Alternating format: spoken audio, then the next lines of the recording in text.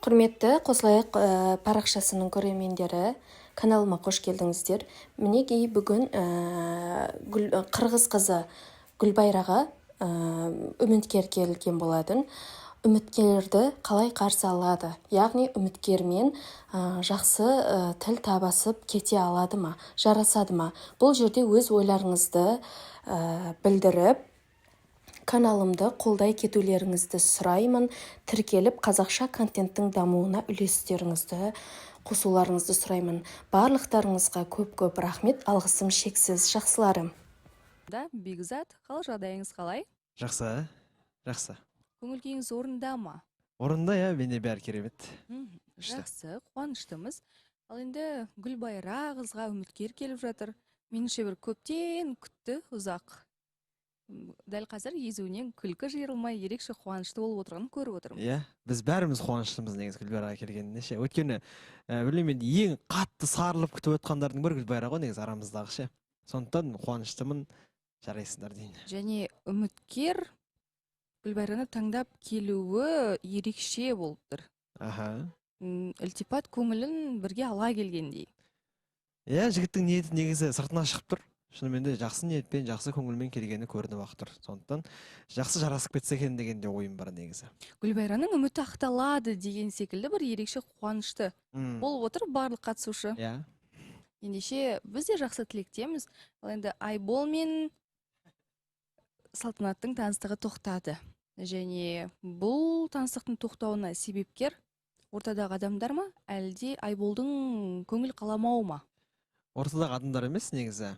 Айгүлдің, Айгүл деппін ғой, Айбол дегенім ғой.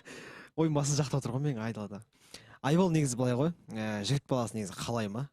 Ол бәрін тастап барады негізі ше. Тренировка деген оған сылтау емес. Сондықтан жігіт негізі әуел бастан қалаған жоқ деп ойлаймын ше. Бұл қарым-қатынасы екеуінің ары қарай сөйлесіп кеткенін.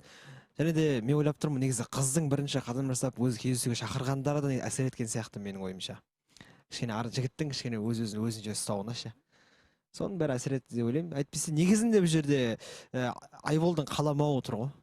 Главный. Қалған бәрі түк емес. Жақсы.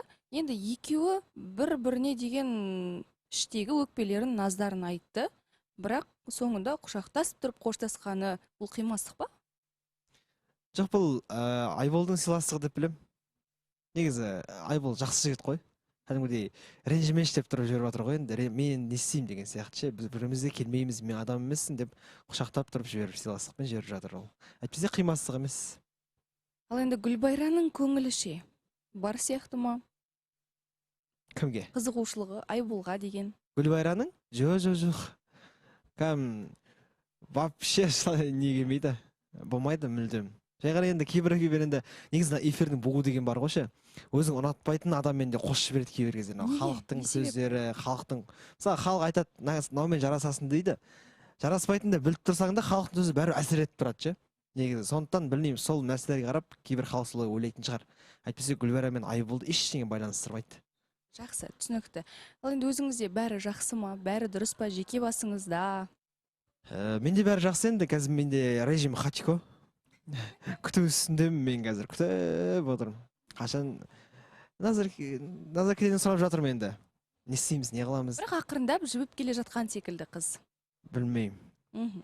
Жібіп келе біз тек жатқан қана сияқты. жақсы үміт күтеміз, жақсы тілектер білдіреміз. Себебі таныстық басталды, жұптық басталды. Бұл енді жай ғана қадам деп айтуға келмейді, солай ғой? Әрине, енді бастаған нәрсені аяқтау керек. Соңына не апару керек, мен неге соны қалаймын. Енді көп нәрсе айтпай қояйын. Оны ортаға шыққан кезде айтып береміз. Оны енді эфирде талқылайтын боламыз толықтай, не болып жатқаны туралы, иә? Бірақ сол күту үстінде екенімді айтып қояйын. Өзі де арақта естіп отырса айтып отыр, мен күтіп отқанын білесің бе, негізі сен деп. Өйткені мен ойланғанды жоқпын деп жатыр да енді. Сонымен мен кішкене ашуланып қалыватқанда жайым бар. Ашуланбаңыз дегіміз келеді. Жақсы.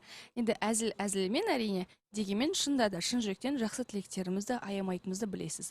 Ал енді бұған дейінгі эфир барысында сіздің ой білдірмей отырғаныңызды көрдік. Бұрынғыда емес.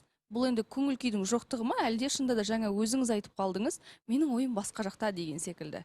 Бұл тек қана қарым-қатынасқа байланысты дүние ме? Жоқ ол ортадағы әңгімелер де толғандырып отыр ма? жоқ ортадағы әңгіме мен еш толғандырмай шынымды айтайын ба. Просто ол және де Назыр екеуміздің бір қарым қатынасымызға байланысты шығар енді ойланып отқаным ше. Типа қалай шешсек болады екен, не істеймін мен дальше деген сияқты өз-өзіммен ой үстінде отқан түрім ғой бұл. Және де негізі ой білдіріп отырмын. Жақсы білдіріп отырмын негізі ойымды. Айтатын жерінде Бірақ әдеттегіден сәл аздау аздау сөзге болып тұр келеді. енді, иә. Жақсы. Біз келесі жарнамада қайта жүздесетін боламыз, көрермен.